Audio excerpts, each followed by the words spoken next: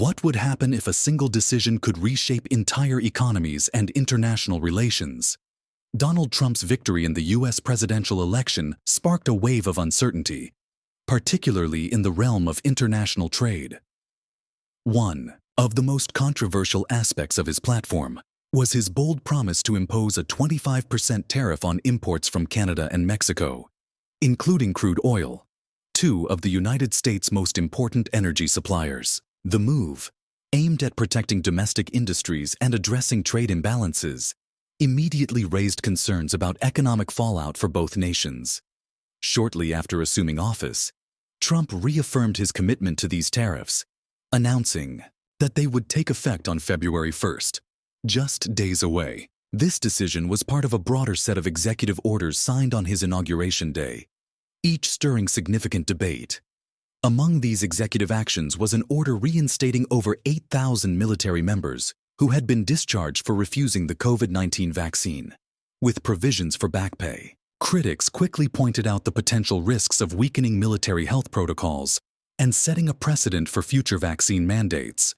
Additionally, in a move to address illegal immigration, drug trafficking, and human smuggling, Trump deployed troops to the U.S.-Mexico border and designated Mexican drug cartels as foreign terrorist organizations. These actions triggered fears of increased border militarization and the possibility of heightened diplomatic tensions with Mexico. On environmental policy, Trump took a major shift by signing an order to withdraw the U.S. from the Paris Climate Agreement, ease restrictions on fossil fuel extraction, and halt new offshore wind farm projects. Environmentalists voiced strong concerns that these actions would worsen the climate crisis and hinder progress toward sustainable energy. Trump also took steps that sparked backlash, such as reversing diversity, equity, and inclusion initiatives from the previous administration, enforcing strict binary definitions of sex across federal agencies, and withdrawing the U.S. from the World Health Organization due to dissatisfaction with its handling of the COVID-19 pandemic. But among all these decisions, his proposed tariffs on Canada and Mexico stood out as a move with far-reaching consequences. This video delves into the economic impact of these tariffs, particularly on Canada, and explores the potential retaliatory measures that could harm both the U.S. and Canadian economies. Canada and Mexico are crucial to the U.S. energy sector, collectively supplying over half of the nation's crude oil imports. Canada alone provides approximately 3.8 million barrels per day, accounting for more than half of total U.S. imports. Mexico, the second largest supplier, contributes billions of dollars worth of heavy crude oil annually to U.S. refineries. If these tariffs are implemented, the vital supply chain could be disrupted, leading to higher energy costs for U.S. consumers and businesses, while destabilizing the economies of both Canada and Mexico. Additionally, the tariffs could strain the long-standing economic ties between the three nations under the U.S.-Mexico-Canada Agreement, USMCA. Both Canada and Mexico are now considering countermeasures to protect their economic interests, raising the risk of a full-scale trade conflict and underscoring the complex interdependence of the North American energy sector. Canada's response options include reducing or halting oil exports to the U.S. Ontario. Premier Doug Ford has even suggested using energy as leverage, proposing to stop electricity exports to the U.S., a move that would impact American consumers, particularly in states like Michigan and Wisconsin. However, Alberta Premier Danielle Smith has warned that cutting oil exports would harm the Canadian economy, as Alberta is the primary producer of crude oil for export to the U.S. Her position highlights the potential negative consequences for Canada's energy sector, including job losses and economic instability. Prime Minister Justin Trudeau has adopted a more cautious stance, emphasizing the need for a balanced and thoughtful response.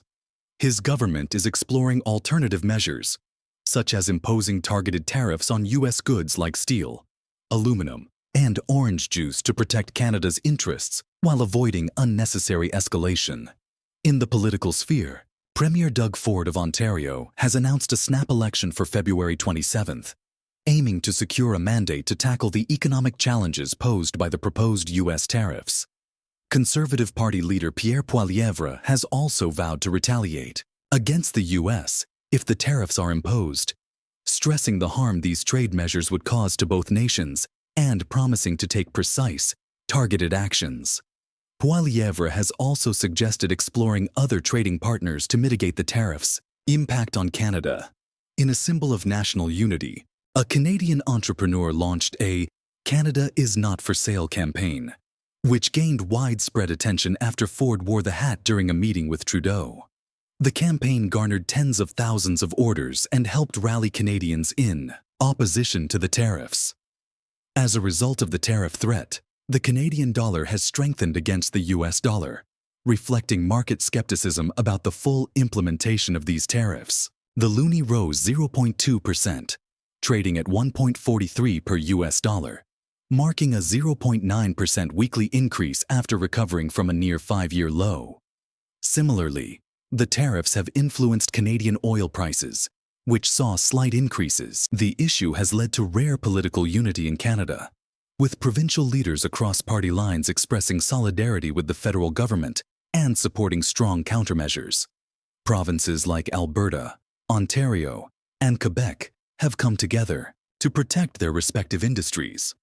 Meanwhile, public sentiment in Canada strongly opposes the tariffs, with social media campaigns and protests gaining momentum, including calls for consumer boycotts of U.S. goods. The economic and political consequences of reducing or halting oil exports to the U.S. would be significant for both nations.